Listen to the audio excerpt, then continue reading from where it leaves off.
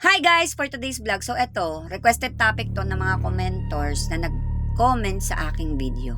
So ano daw ang posibleng maging problema sa default telecom bill, postpaid plan, at devices installment sa Du at Etisalat?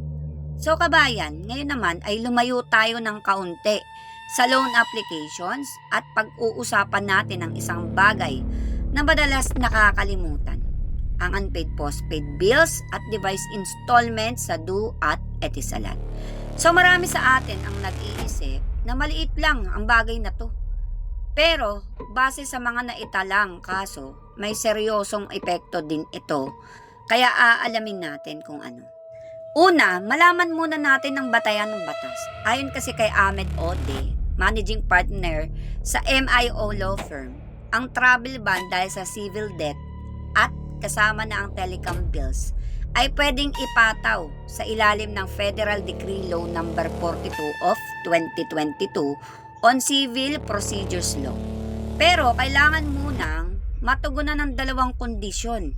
Dapat 10,000 dirham pataas ang utang, so hindi kasama dito ang alimony, wage-related o behavioral obligations. Okay, malinaw tayo dito, at kailangan may sapat na batayan para mapaniwalaan na may intensyon talagang tumakas ang mga borrowers. Pangalawa, ang totoong kasaysayan nito, nangyari na ito noong 2018, naging major turning point ito para sa Etisalat, kung saan maraming customer ang naban sa paglalakbay dahil sa hindi nabayarang bills.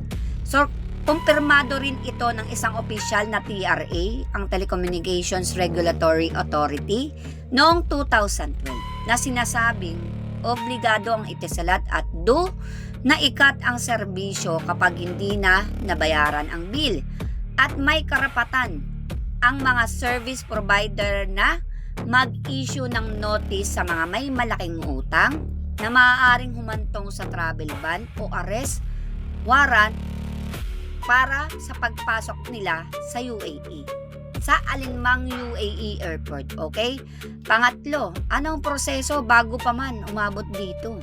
Karamihan or karaniwan, magsisimula ang telecom company sa reminders, automated calls, text messages tungkol sa overdue bill. Kapag lumagpas na ang due date, magpapadala sila ng email at sulat na may detalye ng unpaid amount at karagdagang charges dahil sa delay. Kung tuluyan nang hindi mo nabayaran or mababayaran pa, ang unang direktang epekto ay pagkaputol ng serbisyo mo. Hindi ka na makakatawag, makakapag-text o makakagamit ng internet gamit ang linyang iyon. Pero kung hindi ka pa rin nagbabayad kahit naputol na ang serbisyo, doon papasok ang mas seryosong bahagi, ang pag-file ng kaso. Pangapat, mahalagang punto nito ay hindi nakadepende sa sitwasyon mo ngayon kung mag-file sila ng kaso. Base sa isang legal consultant na sumagot sa isang katanungan tungkol dito, obligadong mag-file ang Etisalat ng kaso. Hindi mahalaga kung nasa loob ka pa ng bansa o wala na, may trabaho o walang trabaho.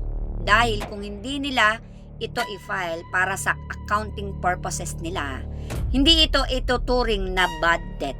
Ibig sabihin, may financial incentive silang hahabulin talagang utang. Hindi lang basta isulat na lang ng bilang loss. Okay? Panlima, ano kung maliit lang ang natitirang balance mo? Base sa isang naitalang legal advice, kung ang utang mo ay wala pa sa 10,000 dirham, halimbawa mga 2,947 lang, mga 3,000 lang, ganyan, ligtas ka pang lumipad para sa bakasyon. Dahil ang travel ban ay nangangailangan ng minimum na 10,000 dirham na pagkakautang. Pero may babala. Kung ang Etisalat o Du ay nakafile na ng criminal na kaso, halimbawa dahil sa fraud o unauthorized usage, definitely ma-flag pa rin ang pangalan mo sa borders kahit maliit ang halaga. Kung fraud lang, unauthorized lang, kung may nagreklamo sa inyo na ginamit nyo ang kanilang Emirates ID. Okay? Pang-anim, Paano kung matagal ka nang umalis at hindi mo na alam ang status? So may naitalang kaso ng isang taong umalis, 10 taon na ang nakalipas at gustong bumalik sa Dubai gamit ang visit visa. Ayon sa sagot ng abogado, kung nag-file ang company ng claim, may court judgment na at hiniling sa korte na i-arrest ka para mabayaran ng utang, oo, maa-arrest ka sa pagbalik mo. Pero kung wala namang travel ban o existing na case sa pangalan mo, dapat walang problema dito. Okay? Panghuli, ano ang pinaka mainam na gawin? Kung may unpaid bill ka sa Duo o Etisalat na medyo lumaki na, huwag hintayong umabot sa 10,000 para mapunta ito sa legal action. Kasi direktang kausapin mo ang provider para sa settlement o payment plan. Okay? Kung sakaling nabayaran mo na ang buong utang at gusto mong ma-verify na wala ka ng travel ban, pwede mo itong i-check sa court execution file. At kapag na-verify na settled na, may karapatan kang hilingin sa korte na alisin ang travel restriction mo. So makikipag-communication sila or communicate sa immigration authorities. Okay? So sa madaling salita kabayan, ang postpaid bills at device installments sa Duo at Etisalat ay hindi lang basta telecom bill. Dumadaan din ito sa parehong legal framework ng ibang civil debt sa UAE. Kaya kahit maliit lang ang tingin mo dito, mas mainam pa rin hindi ito pabayaan. Lalo na kung alam mong may plano kang bumalik sa UAE sa hinaharap.